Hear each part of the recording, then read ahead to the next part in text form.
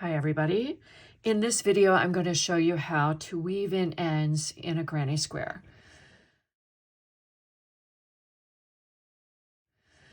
So when you finish your granny square, you've joined with a slip stitch here.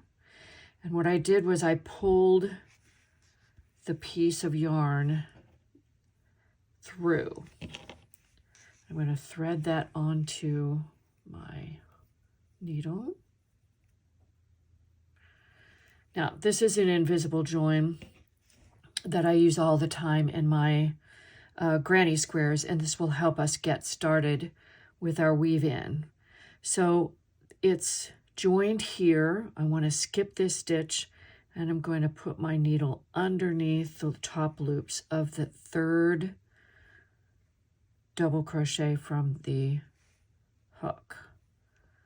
I'm going to take that and thread back down through the center of the original stitch, skipping that middle stitch again. Because what I've just done is I've created a loop over the top of the one underneath to create an invisible join. It's pretty cool. All right, so let's move on to weaving in ends. So you don't have a lot of places in here to weave in the ends, and you want this to be hidden and stay secure.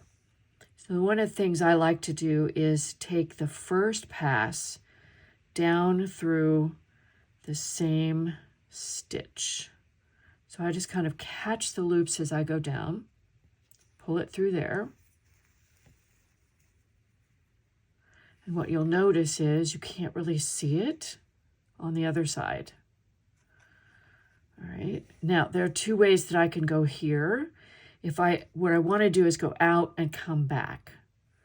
So I'm going to take this down the next stitch, just kind of finding those top loops on the back of the stitch below, all the way down to the bottom of the stitch. I am pretty much there. All right, so we're going to take it all the way down to the bottom.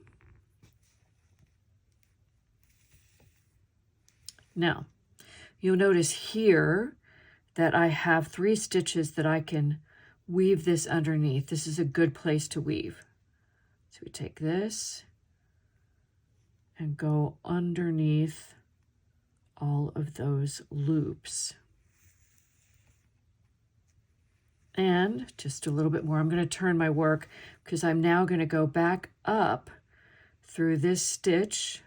Remember, we want to go out and come back. So now we're on our way back. We're going to go up the stitch. We'll go up this one. And quite honestly, I could stop right there. But if I want just a little bit more weave in, I can go back down through this one. Back up through these.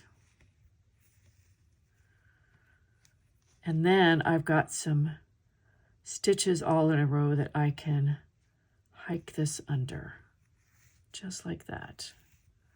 All right, now that some people like to do a little bit of weaving in. I like to do a lot because when you have a granny square which has holes in it, the ends tend to pull out a little bit more easily. I'm not going to cut that right now, but I want to show you what it looks like from the other side. So there's where we joined. And we wove down through here and came back, and you can't really see it. At this point, I would snip that right there, right at the edge. And then before I do that, I just kind of pull this to make sure that it's not so tight.